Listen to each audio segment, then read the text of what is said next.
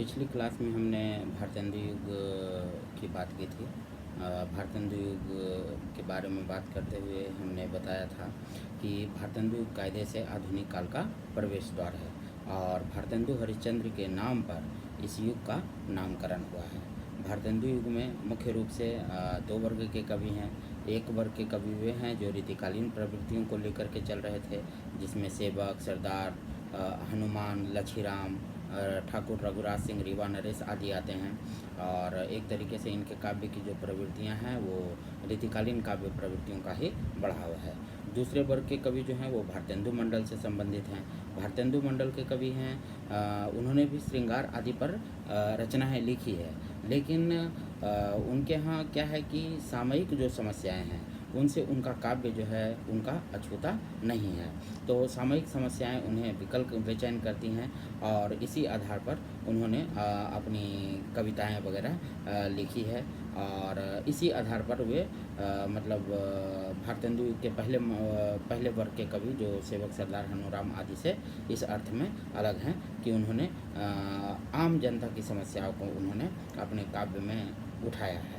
तो उस पर भारतेंदु युग पर बात करते हुए हमने पिछली बार उस युग की विशेषताओं का उल्लेख किया था कि जैसे नवजागरण, देशभक्ति, देशानुराग भक्ति, समाज सुधार चेतना, समस्या पूर्तियाँ आदि भक्ति, ये सब जो है एक तरह से उनके काव्य की प्रवृत्तियाँ हैं, उनके काव्य की विशेषताएं हैं। तो उससे आगे बढ़ते हुए आज हम भारतेंदु युग की कुछ और विशेषताएं जो हैं उसका उल्लेख करेंगे। तो एक उनकी विशेषता है रीति निरूपण। तो भारतेंदु युग में रीति निरूपण एक तरीके से रीति काल के रीतिबद्ध कवियों के रीति निरूपण के जैसा ही है। और कवियों इसमें भी क्या है कि मौलिक उद्भावना एक तरह से नहीं मिलती है और रीति निरूपण में उन्हीं कवियों ने रुचि दिखाई है जो राजा या रईस के दरबारी कवि हैं। और सेवक ने इसी आधार पर उन्होंने बाग विलास लिखा और यह एक तरह से नायिका भेद का ग्रंथ है और नायिका भेद का उसमें वर्णन है। सरदार ने केशव दास की जो कवि प्रिया है या फिर रसिक प्रिया है उसकी उन्होंने टीकाएँ लिखी और उसी तरीके से लछीराम का भी प्रयास जो है इस युग में बहुत सराहनीय है। और उन्होंने अपने हर आश्रयदाता के नाम से एक काव्य शास्त्रीय ग्रंथ लिखा है और इन्होंने एक काव्य ग्रंथ लिखा है महेश्वर विलास। और महेश्वर विलास एक तरह से नायिका भेद और नवरस विवेचन से संबंधित है। और रावणेश्वर कल्पतरु सर्वांग विवेचन का ग्रंथ है और अलंकार विवेचन के लिए उन्होंने रामचंद्र भूषण लिखा। तो ये सब उन्होंने एक तरह से जो है आश्रयदाता के नाम के आधार पर उन्होंने ये ग्रंथ लछीराम ने लिखा है। उसके बाद हम लोग भारतेंदु युग में जो है काव्य जो लिखे गए हैं उसकी काव्य का रूप क्या है उस पर हम लोग बात करेंगे कि भारतेंदु युग में एक तरह से प्रबंध काव्य और मुक्तक काव्य दोनों ही लिखे गए हैं। और हरिनाथ पाठक की श्री ललित रामायण और बाबू तोताराम की राम नारायण एक तरह से प्रबंधात्मक काव्य है। रघुनाथ दास राम स्नेही आदि ने विश्राम सागर लिखा है और वह भी एक तरह से प्रबंधात्मक है। मुक्तक काव्य इस युग में अधिक लिखे गए हैं और सराहे भी अधिक गए हैं। भारतेंदु हरिश्चंद्र ने एक तरह से लगभग 5 शताब्दियों के बाद लगभग 500 वर्षों के बाद जो है अमीर खुसरो की पहेलियों और मुकरियों का एक तरह से उन्होंने पुनरुद्धार किया और उनकी पहेलियाँ और मुकरियाँ राजनैतिक सामाजिक व्यंग्य का एक कारगर हथियार है। और उनका उनके पहेलियाँ मुकरियों से संबंधित जो है एक उदाहरण है कि 3 बुलावे 13 आवे, निज निज विपदा रोज सुनावे, आँखों फूटे भरा न पेट, क्यों सखी सज्जन नहीं ग्रेजुएट। तो भारतेंदु जी ने फारसी काव्य के ढंग पर उन्होंने स्यापा भी लिखा और उन्होंने लिखा कि उर्दू मर गई हाय हाय, कहाँ सिधारी हाय हाय। तो भारतेंदु, प्रेमघन, प्रताप नारायण मिश्र आदि ने गज़लें लिखी और मिश्र जी का इसमें एक शेर है। उन्होंने लिखा कि अभी देखिए क्या दशा देश की हो, बदलता है रंग आसमां कैसे कैसे। तो एक तरह से ये उसके काव्य रूप हैं। भारतेंदु युग में जो काव्य का रूप है एक तरह से प्रबंध और मुक्तक दोनों लिखे गए हैं, जिसमें मुक्तक की संख्या जो है वो अधिक है। उसी तरीके से हम लोग भारतेंदु युग की में जो भाषा है, भाषा का स्वरूप क्या है, उस पर हम लोग बात करेंगे। तो भारतेंदु युग में गद्य के रूप में जो है खड़ी बोली जो है भाषा के रूप में स्थिर हो गई है। और चूँकि गद्य में दावेदार कोई अन्य भाषा नहीं थी, इसलिए खड़ी बोली की स्वीकृति में कोई अवरोध पैदा नहीं हुआ। लेकिन काव्य भाषा के रूप में खड़ी बोली को चुनौतियों का सामना करना पड़ा। और 400 वर्षों में कवियों ने ब्रज भाषा को काव्य भाषा के रूप में इतना लावण्यमय बना दिया था कि कभी इस भाषा को छोड़ करके किसी अन्य भाषा में काव्य रचना करने की सोच ही नहीं सकते थे। और स्वयं इस मामले में भारतेंदु भी काव्य भाषा के रूप में ब्रज भाषा के बहुत बड़े प्रशंसक थे। वे तो यह सोच भी नहीं सकते थे कि खड़ी बोली में भी काव्य रचना या अच्छी कविता रची जा सकती है। और उन्होंने अपने एक निबंध हिंदी भाषा में खड़ी बोली में स्वरचित 2 पंक्तियाँ लिखी थी कि भजन करो श्री कृष्ण का मिलकर के सब लोग और सिद्ध होएगा काम सब छूटेगा सब सो। तो फिर उन्होंने कहा कि देखिए कैसी भोड़ी कविता बनी है, मतलब अच्छी कविता नहीं बनी है। और उनके निधन के बाद एक प्रकार से अयोध्या प्रसाद खत्री और श्रीधर पाठक ने खड़ी बोली को काव्य भाषा बनाने के लिए आंदोलन प्रयास किया। और भारतेंदु की खड़ी बोली में भी एक तरह से ब्रज भाषा के तत्व जो है घुल मिले हैं। और इसका एक उदाहरण है कि सब तज गहो स्वतंत्रता मत चुप लाते खाओ, राजा करे सो न्याव है, पासा पड़े तो दाव। तो खड़ी बोली उस काल के नाटकों के गीतों में भी अवश्य प्रकट हुई है, लेकिन उसे सर्वप्रथम काव्य भाषा बनाने का गौरव जो है वो एक तरह से द्विवेदी युग में मिला। तो अब हम लोग मतलब एक तरीके से है कि द्विवेदी भारतेंदु युग में भारतेंदु ने ही लगभग सभी प्रकार के मतलब काव्य गद्य की विधाओं का शुरुआत किया। जैसे उन्होंने नाटक लिखा, आत्मकथाएं लिखी, कहानियों की शुरुआत की। तो एक तरह से मतलब कि गद्य की विधा का जो प्रारंभ है, लगभग सभी प्रकार की गद्य विधाओं का प्रारंभ जो है सबसे पहले भारतेंदु ने ही शुरू किया था। और भले ही मतलब वो छिटपुट रूप में हो। और सबसे बड़ी चीज़ ये कि हिंदी में जो है गद्य की शुरुआत जो है पहली बार जो है एक तरह से नाटकों से हुई। और इसको आचार्य रामचंद्र शुक्ल ने अपनी कविता में या अपने हिंदी साहित्य के इतिहास के ग्रंथ में इसे उन्होंने स्वीकार किया है। उसके बाद भारतेंदु युग के बाद जो है द्विवेदी युग आता है। द्विवेदी युग जो है एक तरह से महावीर प्रसाद द्विवेदी के नाम पर रखा गया है। महावीर प्रसाद द्विवेदी जो है बम्बई में मतलब रेलवे में जो है वो काम करते थे।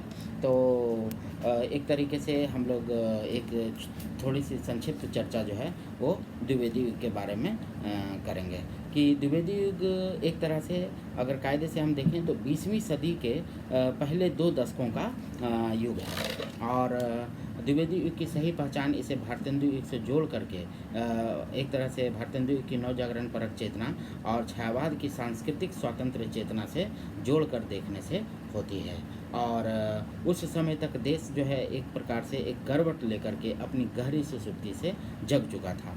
और कांग्रेस भी सत्ता और जनता के बीच सिर्फ संवाद स्थापित करने की अपनी सुरक्षित भूमिका त्याग करके एक तरह से जन संस्था का रूप ले चुकी थी। 1905 ईस्वी का बंग भंग आंदोलन भारतीय जनता की एकजुटता और उस समय की भयमुक्तता की शिनाख्त करता है। द्विवेदी युग उस दौर के तमाम राष्ट्रीय हलचलों की ही एक तरह से साहित्यिक अभिव्यक्ति है। डॉक्टर राम स्वरूप चतुर्वेदी ने मतलब लिखा है इस युग के बारे में कि द्विवेदी युग में साहित्य की 2 धाराएं थी। एक अनुशासन की धारा थी और दूसरी स्वच्छंदतावादी धारा थी। अनुशासन की जो धारा है उसके प्रमुख कवि आचार्य महावीर प्रसाद द्विवेदी हैं। उसमें मैथिली शरण गुप्त हैं, अयोध्या सिंह उपाध्याय हरिऔध हैं, नाथुराम शंकर शर्मा हैं, देवी प्रसाद पूर्ण हैं, रामचरित उपाध्याय हैं और सियाराम शरण गुप्त आदि जो हैं वो अनुशासन की धारा के प्रमुख कवि हैं। उसी के बरस से जो स्वच्छंदतावादी जो काव्य धारा है उसके जो मुख्य कवि हैं वो हैं श्रीधर पाठक, मुकुटधर पांडे, रूपनारायण पांडे, लोचन प्रसाद पांडे और राम नरेश त्रिपाठी। तो आइए हम लोग द्विवेदी युग में जो है नव जागरण वगैरह की जो चेतना की शुरुआत किस तरीके से हुई, हम लोग उसके बारे में बात करते हैं। तो द्विवेदी युग की जो विशेषताएं हैं, पहली जो विशेषता है वह है नव जागरण। तो नव जागरण क्या है कि नव जागरण अपने हीनतर वर्तमान के लिए अतीत में मजबूत जड़ें तलाशने का एक तरह से उपक्रम है। यह अतीत के जीवंत मूल्यों को पहचानना, पाना और अपनाना ही है। हर जाति अपने अंधकाराच्छन्न वर्तमान में दिशा तलाशने के लिए आत्मबिंब ढूंढने का काम करती है। नव जागरण उस आत्मबिंब को पाने और वर्तमान में एक प्रकार से दिशा निर्देश देने का ही एक निर्देशक प्रवृत्ति है या निर्देशक सिद्धांत है।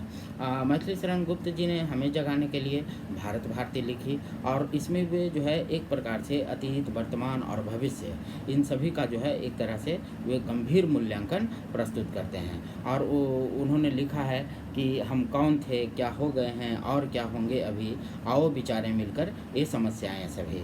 तो भारतेंदु जी ने मिल बैठकर सामूहिक रुदन का आह्वान किया था। गुप्त जी ने अपने अतीत और वर्तमान के मूल्यांकन, अपने अतीत और वर्तमान के मूल्यांकन और भविष्य के प्रारूपण के लिए वे भारतीय जनता का आह्वान करते हैं। और कवि जो है यहाँ अतीत, वर्तमान और भविष्य को एक निरंतरता के रूप में देखता है। गुप्त जी के लिए यह नव जागरण जो है एक तरह से वर्तमान में सुखद अतीत का दोहराव है। और उन्होंने लिखा है कि जो पीछे से आ रहा उन्हीं का मैं आगे की जय जयकार। गुप्त जी की भारत भारती और हिंदू जैसे काव्य को देख करके लोग उन्हें हिंदू सांप्रदायिकता का कवि मान लेते हैं, जो बिल्कुल सही नहीं है। हम ये जानते हैं कि कवि भी एक प्रकार से समाज का ही सदस्य है, उसकी मानसिकता समाज की ही सामूहिक मानसिकता का ही एक तरह से अंश होती है। और इसलिए स्वाभाविक है कि वह अपनी रचना में उन सामाजिक विश्वासों को उड़ेले जिस समाज में वह रहता है। दूसरी बात यह कि हिंदू समाज पर लिखने भर से कोई कवि उस तरह से सांप्रदायिक नहीं हो जाता जिस तरह मुस्लिम समाज पर लिखने से कोई मुसलमान जो है सांप्रदायिक हो जाता है। और सबसे बड़ी बात यह कि मैथिली शरण गुप्त को भारत भारती लिखने की प्रेरणा कैफी के भारत दर्पण और हाली के मुसद्दसे हाली से मिली। और गुप्त जी ने एक तरह से भारतीय जनता में आत्मविश्वास पैदा करने के लिए अपने स्वर्णिम अतीत का गुणगान किया और अतीत की समृद्धि से वर्तमान भारत की विद्रूपताओं को दूर करने की एक प्रकार से उन्होंने कोशिश की। वे लिखते हैं, हाँ वृद्ध भारतवर्ष ही संसार का सिरमौर है, ऐसा पुरातन देश क्या विश्व में कोई और है। तो एक तरह से मतलब उन्होंने जो है नव जागरण के माध्यम से मतलब भारतीय जनता में जो है जागृति फैलाने का उन्होंने काम किया। इसकी दूसरी विशेषता है, द्विवेदी युग की जो दूसरी विशेषता है वह है राष्ट्रीयता। तो द्विवेदी युग की जो राष्ट्रीयता है, द्विवेदी युग में जो राष्ट्रीयता एक विशेषता के रूप में या एक प्रवृत्ति के रूप में जो हमें दिखाई देती है, वह एक प्रकार से अतीत प्रेम से उपजी हुई है। और गुप्त जी ने, मैथिली शरण गुप्त ने स्वयं बार बार अपने अतीत को उन्होंने सराहा है और विदेशी विद्वानों की टिप्पणियों को उद्धृत करके एक तरह से उसे बार बार प्रमाणिक बताने की कोशिश की है। तो भारत भारती का अतीत खंड जो है एक प्रकार से प्राचीन भारत का गौरव गान है। भारतेंदु युग के रचनाकारों में पूज्य पुरुषों का स्मरण जो है एक तरह से अपने शरीर में जो है कोई झंझनाहट जो है वो पैदा नहीं करता, लेकिन द्विवेदी युग में पूज्य पुरुषों का स्मरण जो है शौर्य के भाव से या ओज के भाव से अविष्ट कर देता है। इसलिए गुप्त जी लिखते हैं कि आज भी चित्तौड़ का सुन्नाम है जादू भरा, चमक रही चंचलासी चित्त में करके जो त्वरा। तो भारतेंदु युग की राष्ट्रीयता एक तरह से हम देखते हैं कि वो आलोचनात्मक है, लेकिन द्विवेदी युग की राष्ट्रीयता जो है आक्रामक एवं उत्सर्ग मूलक है। तो ये बेसिक अंतर है भारतेंदु युग की राष्ट्रीयता में और द्विवेदी युग की राष्ट्रीयता में, क्योंकि भारतेंदु युग की राष्ट्रीयता जो है एक प्रकार से वहाँ पर आलोचना का भाव मिलता है राष्ट्रीयता में, और यहाँ की जो राष्ट्रीयता है एक तरह से आक्रामक और उत्सर्ग मूलक है, क्योंकि अतीत के उदाहरणों के द्वारा जो है एक तरह से कवियों ने जनता में ओज का भाव जौनता में ओज का भाव या उस तरीके की कविता वो लिखते हैं कि जिससे व्यक्ति जो है मतलब शौर्य से आविष्ट हो जाता है या ओज से मतलब आविष्ट हो जाता है। तो एक तरह से मतलब जो है भारतेंदु की राष्ट्रीयता आलोचनात्मक है, तो द्विवेदी की राष्ट्रीयता जो है वो उत्सर्गमूलक और आक्रामक है। और इस राष्ट्रीयता के लिए वैश्विक परिस्थितियों ने वातावरण बनाया था। 1904 ईस्वी में जापान के द्वारा रूस को पराजित करना एशियाई जनता को एक नया आत्मविश्वास देता है। लोगों ने समझा कि श्वेत जातियां जो है वो अपराजयी नहीं है। गोखले और तिलक ने बाल गंगाधर तिलक और गोखले, इन दोनों ने अपने विचारों और व्यवहारों से निर्भरता जगाई। गोखले ने कहा कि मौजूदा जो राजनीतिक व्यवस्था है वह हमारे राष्ट्रीय विकास में एक तरह से बाधक है। तो और तिलक ने स्वतंत्रता को जन्मसिद्ध अधिकार बताते हुए उन्होंने स्वतंत्रता मेरा जन्मसिद्ध अधिकार है का नारा दिया और स्वयं जेल जा कर के उन्होंने जनता के भीतर के बद्धमूल जो भय को तोड़ने के लिए उन्होंने प्रयास किया और एक बार बद्धमूल भावना को तोड़ने की एक तरीके से कोशिश की गई। और एक बार जब स्वतंत्रता की चाह जो है जब जग गई तो उसे फिर उत्सर्ग देने से ये जनता को कौन रोक सकता था। मतलब ये कि जब जनता में जब स्वतंत्रता की भावना जब जग गई तो उसमें उत्सर्ग देने से जनता को कोई रोक नहीं सकता था। और इसीलिए नाथूराम शंकर शर्मा ने मतलब भारतीय जनता को संबोधित करते हुए उन्होंने लिखा या एक तरीके से ललकारने का काम किया कि देशभक्त वीरों, मरने से नेक नहीं डरना होगा, प्राणों का बलिदान देश की वेदी पर करना होगा। तो एक तरह से द्विवेदी युग की जो राष्ट्रीय चेतना है उसका जो फलक है वह बहुत व्यापक है। उसमें एक तरह से आत्ममंथन है और पराधीनता के प्रति क्षोभ का भाव है। रामनरेश त्रिपाठी जो है पराधीनता को पशुत्व की संज्ञा देते हैं। वो लिखते हैं कि पराधीन होकर अपना सुख शोक न कह सकता है, यह अपमान जगत में केवल पशु ही सह सकता है। तो रामनरेश त्रिपाठी ने राष्ट्रीयता की एक संपूर्ण संकल्पना विकसित की जिसमें पराधीनता से मुक्ति, निरंकुश शासन से छुटकारे का प्रयत्न और विदेशी आक्रमण से बचाव की कोशिश सन्निहित है। उनके 3 खंड काव्य हैं, मिलन, पथिक और स्वप्न। मिलन में विदेशी शासन से मुक्ति के लिए संघर्ष की कथा है। पथिक में अधिनायकवाद से छुटकारे के लिए एक तरह से बलिदान की प्रेरणा है और स्वप्न में बाहरी शत्रुओं से देश की रक्षा के लिए संघर्ष की जो कथा है वो उसमें वर्णित है।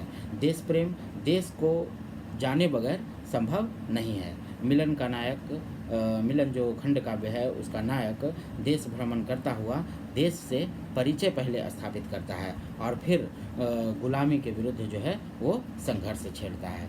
तो आज के लिए इतना ही। अगली क्लास में हम द्विवेदी युग की और भी जो बची हुई जो प्रवृत्तियां हैं उस पर हम लोग चर्चा करेंगे। तब तक के लिए धन्यवाद।